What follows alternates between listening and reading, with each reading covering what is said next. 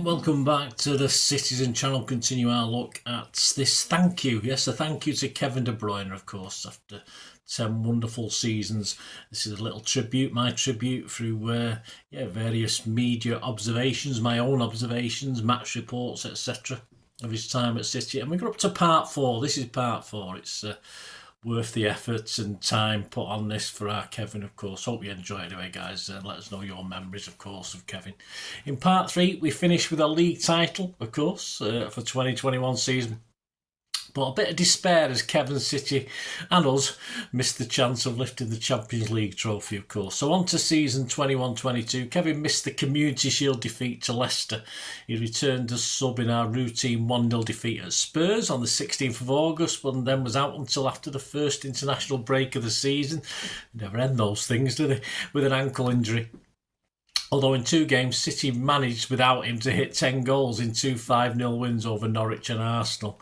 In a 9-goal Champions League thrill at the Etihad, a KDB deep cross ended up with the defender putting through his own goal for 2-0 as City went on to beat RB Leipzig 6-3 on the 15th of September.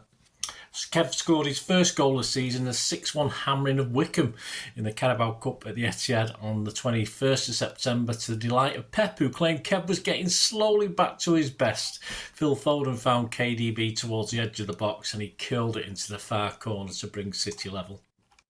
Some Kevin Premier League stats before the Anfield-Liverpool game on the 3rd of October. He made 184 appearances, 43 goals, 78 assists, 157 shots on target, and his shot accuracy was 35%. Yes, that would go up in a little while.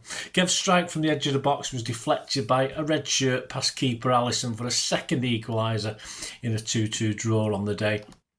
In a 2-0 home win over Burnley on the 16th of October, an attempted cross by Kev was blocked, but it fell right back to him and he put it in the box to place left-footed beyond the keeper's reach into the corner to clinch the game for City. And our European travels 3 days later, a neat little pass through to Walker, who made it 3-0 after 53 minutes in a 5-1 win at Bruges. City, though, bowed out the Carabao Cup at West Ham. Yes, I was there that night. It wasn't great, was it? On penalties on the 27th of October. No 5-peat for us then, and we've never had a chance since, have we? Kevin's form was causing worried frowns again. Simon Pogowski of the Manchester Evening News rated his match just a 5 on the night, saying nothing came off. But Pep defended him, saying day by day he will get back to his best form. But as he did struggle for form, he would miss games through COVID in late November to early December and was poor again in a 2-1 loss in Leipzig on the December the 7th. But a sub in a 1-0 home win over Wolves on the 11th of December offered a little glimmer of light.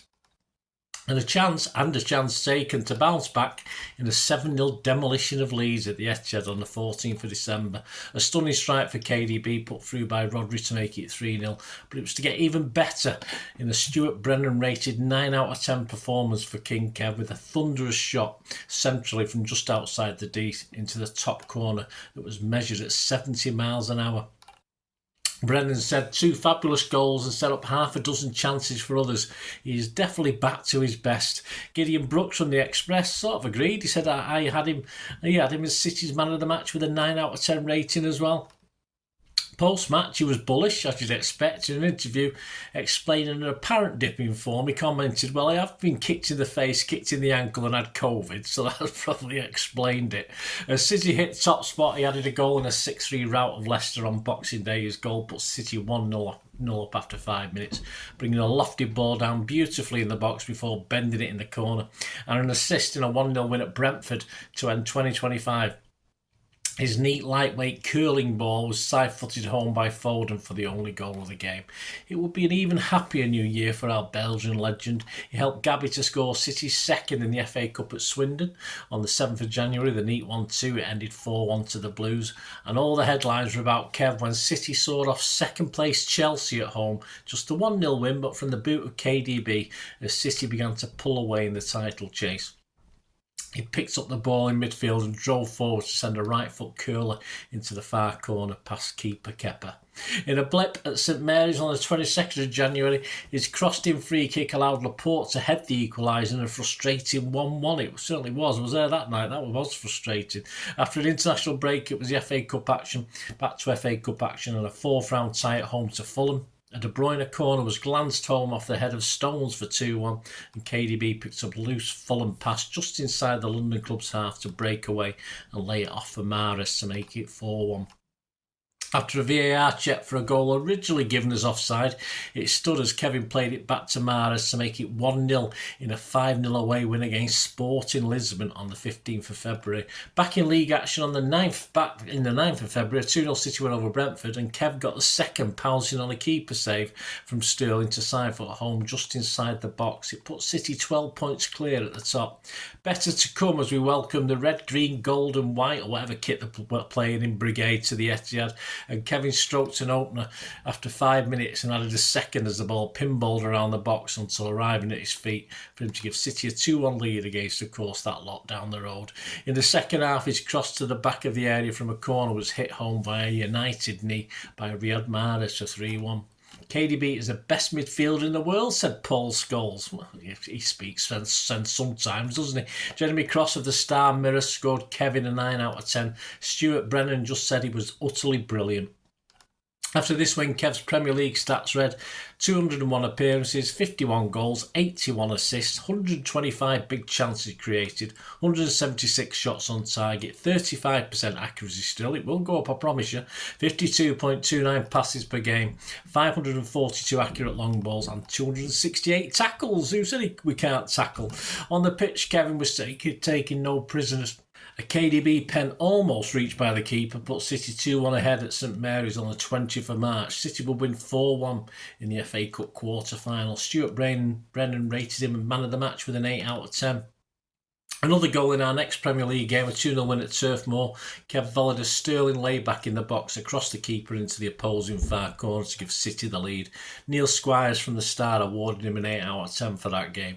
He carried on his goal-scoring run in a tight, hard-fought 1-0 home win over Atletico Madrid on the 5th of April. Foden fed him in on 70 minutes and KDB placed it into the far corner. Stuart Brennan gave him man of the match, saying, drove City forward throughout, rating him an 8 out of 10. Another goal as second place Liverpool visited the Etihad 5 days later. His blast put City 1 up but took a wicked deflection to beat Alisson, who possibly had Kev's original shot covered. It ended 2-2, leaving City still just a point clear at the top, but another 8 out of 10 rating for KDB. No goals for Kevin, a 3-0 home win over Brighton, but again Stuart Brennan rated him man of the match with a 10 out of 10, saying came up with the goods again to tee up Mahrez in another midfield masterclass. His all-time Premier League stats now read 204 appearances, 53 goals, 81 assists, 180 shots on target with a 36% accuracy, 126 big chances created and 1,383 crosses. 3 days later it was Watford at home as a City upped the title pressure with a 5-1 win and another Kevlar influential display. A whipped-in cross was headed home by Gabby Jesus for his second of 4 goals and another simple 1-2 in and around the box set up Gabby for his 4th and 5-1 for City. Again, a 9 out of 10 rating, exceptional according to Stuart Brennan in the Champions League semi-final first leg 4-3 win over Real Madrid. Kevin stooped to head home after just 2 minutes and his cross set up Jesus for 2-0 after just 11 minutes. Even an informed Kev couldn't knock those stoppers going out in the Bernabeu, though he himself looked a little sluggish in this game. City kept on their title drive though. Another Stuart Brennan man of the match performance at home to the Barcodes on the 8th of May, a 9 rating in a display Stuart called absolutely incredible. A corner glanced in near post by Rodri for 3-0 did not tell the whole story, but if it's stories you want, then Kev filled a whole book just 3 days later at Molineux in a 5-1 battering of Wolves, with Kevin not only getting his first City hat-trick ever but adding another for a 4-goal haul. A 1-2 with Bernardo when he left-footed home into the corner for 1-0 within 7 minutes. De Bruyne tried to set Sterling up, but the effort was missed by Raheem, and the keeper's block fell perfectly back towards Kev to ram home for 2-1 on 16 minutes. For his third on 24 minutes, he picked the ball up, moving forwards towards the goal and the box on the diagonal, stormed forward to send a screamer into the far corner for 3-1. On 62 minutes, he was in the right place at the right time to right foot home for 4-1. There was also time for him to rattle a post just before half-time. He got another 10 out of 10 from Stuart Brennan, who just said he was sensational. With 2 games to play, City were 3 points clear of Liverpool, but an overall City nervy performance at West Ham. We battled back for a draw, meant a must-win game at home, of course, to Villa on the final day, the 22nd of May. And despite not the greatest showing from our Kev that day in this crucial game at 2-2, he tied his laces and got up and made a big difference, didn't he? He popped up with a classic behind the defence pass to allow Gundo to win the game 3-2 for City. After all the talk about his poor form at the start of the season, once Kev was fully fit, he couldn't stop a stellar second half of campaign, helping drive City towards a Premier League title. His 19 goals in 43 games was a career best for the Belgian, who was also voted the Etihad Player of the Season for a record equalling 4th time. As a result, he tied with that other City legend, Richard Dunn, for the Most Player of the Year awards at the club. His season stats: 25 starts in the Premier League, 5 sub-appearances, 15 goals, 8 assists. Champions League, 9 starts, 1 sub-appearance, 2 goals and 4 assists. The FA Cup, 3 starts, 1 goal and 3 assists. The Carabao Cup, 2 starts and 1 goal. On to Kevin De Bruyne and season 22-23, and Kev would have some big Danish bloke to aim for now as well, and it started to click as early as pre-season in the USA, but no early for the first game of the US Tour, 2-1 win over Club America on the 21st of July, so Kev stepped up himself. His first goal was a fine finish after scrapping to win the ball twice, and the second a lovely running shot under the goalkeeper. Myself and Joe Bray from the Manchester Evening News considered him man of the match. We both rated him an 8 out of 10. Against Bayern Munich on the 24th of July, next on the US Tour, and Joe Bray eulogised. Just like against Club America, he said De Bruyne led by example, winning the ball outside the area, feeding Grealish for the goal instead of shooting. His driving runs from midfield into the space vacated by Alvarez or Haaland could become a key feature of the new season. We both rated him an 8, and I added another energetic, sublime display. Long may it continue. But early disappointment at the King Power and the Community Shield game with Liverpool, and Kevin had a frustrating day, and his US Tour positives was sort of forgotten that day as we got beat by him, of course. On to the Premier League though, on a game at the London Stadium on the 7th of August to kick off what will be a very special season for everyone involved with City. A game where his radar was a little wonky, but a beautiful defence splitting through a ball from inside his own half found the big man Erling for his and our second on 65 minutes in a 2-0 win. Kevin De Bruyne was shortlisted for the prestigious UEFA Awards. De Bruyne has been nominated for the UEFA Men's 2021 Player of the Year prize. He's in contention for the award alongside Real Madrid duo Karim Benzema, together with KDB's Belgian international colleague Thibaut Courtois. It's the second successive season that De Bruyne has been shortlisted for the award. He would finish second though to Benzema. In his all-time Premier League stats before the visit to Bournemouth on the 13th of August, 211 appearances, 57 goals, 87 assists, 186 shots on target, still with that 36% accuracy, 133 big chances created, and 1,435 crosses. On the 13th of August, Kevin helped pull the strings again, even bagging a goal in 4-0 win at home to Bournemouth in sodden conditions. He made it 2-0 in 31 minutes as defenders fell back as he progressed up the pitch. He took full advantage and slotted it past the Cherries keeper with the outside of his right boot from just inside the box. 6 minutes later, he fed in Foden to make it 3. Sam Bukowski for the Manchester Evening News said of him, City's best player. He looks as fresh as a beaming Pep Guardiola reckons he is. He rated him 8. I scored him a 9, saying please stay fit. He ignored the torrid conditions and pulled all the strings that day. Despite being held to a draw at St James, it wasn't too bad after being 3-1 down. And again, our man of the match was a certain Kevin De Bruyne. Simon Bukowski said, missed a good early chance and struggled to make his mark until that pass from another galaxy for Bernardo scored him 8 out of 10. The ball through a mass of black and white had no right to find Bernardo on 64 minutes, but it did to make it 3-3. I scored him a 7 though. I was a bit tighter, saying brought down far too often. That means he got fouled, but always pulls something out of the bag. He does. In a typical hard-fought draw at Villa Park, Kev supplied the cross for Haaland to put City ahead on 50 minutes. It ended 1-1. Another cross for Haaland to score in our first Champions League group game, a 4-0 win at Sevilla on the 6th of September, though he did himself miss a great chance as well. As City just beat Dortmund 2-1 at home on the 14th of September, it was his pass that Stones blasted in for an equaliser, despite a display not lacking effort but little end product from Kev.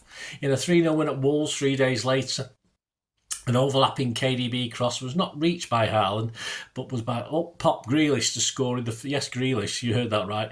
Up-pop Grealish to score in the very first minute, and it was Kev's low cross on 69 minutes that Foden converted stylishly to make it 3 and kill the game off. In a 6-3 demolishing of that lot down the road United on the 2nd of October, he wasn't the main protagonist of destruction, but 2 assists at crucial times took the game beyond the rags, supplying Erling twice in 4 minutes, making it 3-0 after 37 minutes. In a 4-0 home win over Southampton, his assist for Foden and City's second goal meant he'd overtaken David Silva's 93 assists. He's now on 94. No inspiration though from Kevin, a drab 0-0 in Copenhagen, though he did look the most likely of the 22 players on the pitch. At the Ballon d'Or, City won the Club of the Year, but Kev only 3rd in the individual award. Don't know what they're doing, did he? Back on the score sheet in a 3-1 home win over Brighton, October the 23rd, where he and Haaland rated an 8 with Simon Bukowski. His 25-yard curler beyond keeper Sanchez settled nerves to make it 3-1. And his goal was the difference in a 1-0 win at the King Power. Leicester keeper Danny Ward had no chance as his 25-yard right-footed free kick beat the wall and cannoned in off the woodwork. What a goal, said Simon Bukowski, and we all agreed. Pep said after the Brighton win he can be better. He's not playing at his top level yet. He's dynamic still. He's not perfect. He knows that. Despite only coming on in the 70th minute, one defence splitting ball to Alvarez 3 minutes later allowed the Argentine to make it 2-0 in a 3-1 win over Sevilla. Kevin dragged 10 Man City to 3 points in a 2-1 Etihad win over Fulham on the 6th of November. He drew the foul and penalty for Erling to score the vital winner in the 95th minute. Pep claimed after the performance Kev would sleep like a baby. I think I did as well that night. As Kev went off to the World Cup, perhaps his mind was elsewhere as, we lost at home to Brentford just before that, didn't we, 2-1. He had a disappointing World Cup for Belgium, discontent in the camp, of course, and KDB seemed out of sorts with little energy apart from the very final game. He did say the team was too old to win the World Cup. They didn't get past the group stage, which at least meant a little more rest before his return to City. And he was lively enough in a friendly with fellow CFG club Girona at the CFA Stadium on a cold mid-December day. I was bloody freezing that day. Tyrone Marshall said looked like he was keen to prove a point, sharp to win possession for his first goal on 5 minutes and clever movement and cross to tee up Haaland for 2-0 on 19 minutes, and it stayed 2-0. Carabao Cup time and a visit from the Red Scousers and a KDB Man of the Match special. Tyrone Marshall from the Manchester Evening News commented, Saturday against Girona was a friendly, but this was another step up and he was excellent again. Claimed 2 assists, but could have had 5 or 6. Deliveries into the box were faultless. He scored him a 9. His first cross was collected and scored by Erling on 10 minutes, and after a short corner, his in-swinging cross found Aki at the far post to seal the game 3-2 just before the hour. I rated him an 8 and just wanted more. In a 3-1 win at the Ellen Road on the 28th of December, no goals or assists, but I rated him an 8.5, saying excellent throughout for me, all over, plus quality passes, flicks dotted about. I did though feel that's a little passion when we struggled in a 1-1 home draw with the Blue Scousers on New Year's Eve. Perhaps he was looking forward to a party later on, or perhaps he was then hungover. He started well, but faded in a 1-0 win at the Bridge just days later. It was the second half sub when we were 2-0 down in the Carabao Cup at Southampton on the 11th of January, but despite his best efforts we were dumped out of the cup yet again. Some KDB magic as he held off Casemiro and chipped across for Grealish to put City 1 up at Old Trafford on January the 14th, but controversially, if you remember, it was the red lot that won that one. After the game, his Premier League stats read: appearances 228, 60 goals, 96 assists, 11,758 passes, 51.57 passes per game, 566 shots, 202 on target, still 36% accuracy, 151 big chances created, 619 accurate long balls. David McDonald from the Mirror had Kevin as his man of the match in a 3-0 win over Wolves on the 22nd of January. I thought he was not at his best yet, but got plenty involved, and his link up with Mahrez for the Haaland header was lovely to watch to put City ahead on 40 minutes. In the tabletop crunch game at the Emirates on February the 15th, he took his sweet time to come alive, even after poaching a goal on 24 minutes. He intercepted a poor pass back from Tomiyasu and lofted the ball into the goal over a stranded Ramsdale. As City strive for 3 points, he had a hand in it as Haaland clinched the 3 points on 82 minutes, making it 3-1. To the delight of all us Blues, a push, a shove and a wag of the finger at Arteta was the cherry on the top that night. But typical City, we dropped points and Kev dropped a 5 out of 10 performance next time out in a 1-1 draw at Nottingham Forest. Better in FA Cup action, a 3-0 win at Bristol City, yes, good night that, with a goal to his name to rattle in a third and clinch it on 81 minutes. A vintage performance according to Simon Bukowski in the round 16 second leg 7-0 slaughter of RB Leipzig on the 14th of March. A joy to watch, Simon said, with a 9 out of 10 rating. I agreed, I give him 9 as well. He slapped in finish for 7-0 on 92 minutes, topped off his great performance. He'd earlier smashed an effort against the crossbar for Erling to stoop and head in on the follow-up, his first of 5 goals on the night for Erling. He carried on the good work 4 days later and bossed the second half in a 6-0 drubbing of Company's Burnley, rating an 8 from me and Simon Bukowski as well, adding 2 to his assist column. He took his good form on international duty, helping Belgium to 2 Euro 24 qualifying wins as the new skipper, including a 3-2 win in Germany with a goal and 2 assists. His form carried over to a 4-1 battering of Liverpool on April Fool's Day. Tyrone Marshall said of his 90 minutes, great movement and run for his goal, which came after a first half in which he hadn't made most of his space, ran the show at times after the break, and we both scored him an 8. He made it 2-1 from a tap-in early in the second half, leaving Van Dijk in his wait to get first to a Mahrez cross, and he was involved in a neat 1-2 on 74 minutes with man of the match Grealish, who secured the points at 4-1.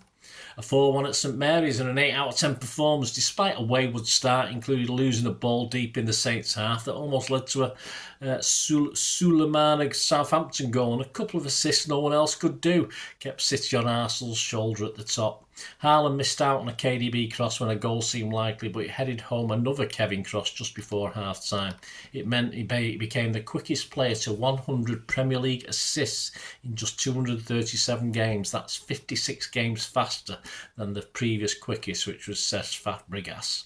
Grealish had 2 bites of it to score a second from a KD pass on 58 mins. He was lively for all 4 City goals and involved in City's third again through Haaland's overhead special, and he won the penalty that Alvarez dispatched on 75 minutes after the Saints had pulled one back. Kevin was a little unhappy to be subbed in a 3-0 win over Bayern Munich on the 11th of April. It appeared he had a knock, but Pep confirmed it was purely tactical. I think Kev said it all as he trudged off that game. But he was back the next game and did well to stretch and win the ball in midfield and ran at pace to supply Erling to score to make it 2-0 in a 3-1 win at the Etihad over Leicester on April the 16th. And in the second leg of the Champions League quarter-final in Munich, he was subbed off on 88 minutes with the game tied at 1-1, and Simon Bukowski called him a class act. As Haaland sat the Bayern Munich defence down to put City 1 up, it was the majestic weight of the pass, Simon Bukowski said, that set the big man up from Kevin. With City having games in hand, it wasn't a must-win against Arsenal at the Etihad on the 26th of April, but it would land a big blow to the North London outfit, and Kev was up for it. He loves a goal against the Gunners, and with 2 in this, they scored more against Arsenal than any other side in the division. Simon Bukowski lamented 2 goals and an assist, an astounding performance, hitting his best form at the best moment. I said, brilliant first goal, he's enjoying his football, I love his romps forward. We both rate him a 9 out of 10. Jeremy Cross from the Star also rated Kevin 9. Kevin opened the scoring with a delightful low curl after a Haaland knockdown on 7 minutes. In first half injury time, Stones headed home a KDB corner. It was initially ruled out for offside, but VAR ruled it was onside. On 54 minutes, Haaland missed a sitter, but then fed KDB for a tap-in for 3-0.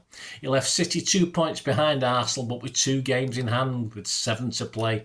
He did, though, pick up a bruised foot in the game. He missed a couple of games as City went top, but was fit and ready for the Champions League semi-final and got City's goal in a 1-1 draw in the Bernabeu. De Bruyne's wonderful fizzing strike, which cancelled out Vinicius' opening, represented the Belgians' 7th goal in the competition from outside the box. City battered Madrid 4-0 at home, Kevin chipping in with an assist, slipping in Bernardo's start that battering, and a second-half free kick led to an Akanji deflected effort, making it free. Though after losing the ball at one stage, he and Pep had, let's say, a heated discussion on the touchline, but happiness by the time City beat Chelsea 1-0 on the 21st of May. City were champions and Kevin just came on for the last few minutes replacing Sergio Gomez. As the Rags were determined to stop our treble hopes, he had a hand in both goals in the FA Cup final on the 3rd of June, an unusual assist with a bobbling header for Gundogan's record-breaking early goal, and he won the free kick himself that he took himself to find Gundogan again for what would be the winner. Simon Bukowski said of his Wembley showing, frustrating for large parts of the game, yet managed 2 assists and could have had a penalty. Scored him 8 out of 10. I give him a 7.5. I said always doing something, even when it appears like he isn't doing something. His assist record this season put him at the top of the charts for assists for any player in Europe, top 5 leagues with 1 game of the season remaining. De Bruyne had already collected the Playmaker of the Year award for a record 3rd time as a Premier League's top assister. Despite yet another far from classic Champions League final for Kev, who went off through injury yet again, this time a hamstring problem after 36 minutes. He got the winner's medal he so richly deserved. Kevin De Bruyne provided more assists than anyone else in the 22-23 Champions League season. De Bruyne sat number 1 in the UEFA rankings with 7 assists across 10 games. That's 1 ahead of number 2 Vinicius Jr. of Real Madrid. De Bruyne played about 721 minutes of football and enjoys 76.7 pass accuracy during his Champions League campaign. Shell Edmonds, right for the king of the Kippax 297 in his end of season class of 22-23, wrote, KDB has consistently been the very best footballer I have ever had pleasure of watching in the flesh. This season he has been at it again, be it that unbelievable cross for Erling in the home derby, or that wondrous run and shot against Arsenal, or the screamer at Real. How desperately sad for him they had to come off injured again in the Champions League final. Let's go to Wembley again next season and let Kev show his full bag of tricks. Wasn't to be. He sees, well, it was, but he didn't. He sees things in an instant that normal players do not even see at all, often conjuring up passes that seem to defy the laws of physics. Another genius, the like of which we may never see again. His season starts, he started 28 games in the Premier League, 4 as sub, 7 goals, 18 assists. In the Champions League, he started 9, 1 as sub, 2 goals, 7 assists. In the FA Cup, he started 4, 1 goal, 4 assists. And in the Carabao Cup, he started 1 with 1 sub appearance and made 2 assists. There you go, guys. Hope you enjoyed that. Join me in part 5 as we check out Kev's last 2 seasons at City. As we continue our thank you, of course, to King Kevin. Let us know your thoughts. Let us know your memories. If you like what I'm trying to do to the channel, guys, and make sure if you've not watched all the first 3 of these, go back. It's Kevin. We've got to remember him, haven't we? So join me for that. And if you do like what I'm trying to do on the channel, guys, just stick around for another 45 seconds or so. It's been a long one, but if you can, there are ways you can help support the channel going forward, and I'd be much appreciative if you can do that. So I'll see you soon. You enjoyed the feature, and yeah, if you can support me through the subscription, if you can subscribe, guys, that'd be wonderful if you've not already done so. We do actually have memberships at the moment, just 99p a month, so you get access to all my City stuff, including all the history vlogs, dozens and dozens not been published yet that you get immediate access to, and every time I do a edit and do a vlog, you get immediate access to it as well. So you can have a copy of scripts as well if you want any hard copy of the sort of things I do on matches and teams and managers and players, etc, etc. So if you can join the membership, that'd be wonderful. We do fine. And yeah, if you want to support the channel just by watching the ads, that helps. You know, watch the ads, let them play through while you just have to check your phone or something, let it play out. And of course, if you follow any of the links, that always works as well. You know, if you follow a link to one of the ads and you fancy something, I've done it myself. I've followed a link and actually purchased something from another organisation. But you know, it can happen. It can happen. Not all ads are stuff you're not interested in. And of course, if you can give us a like, guys, that would be absolutely fantastic. All the likes are much appreciated. Anyway, thanks for watching. Until the next time, of course, I only ever ask one thing, don't I? Please, I ask you all to stay safe, especially you Blues. Until the next time, come on, City. Bye for now.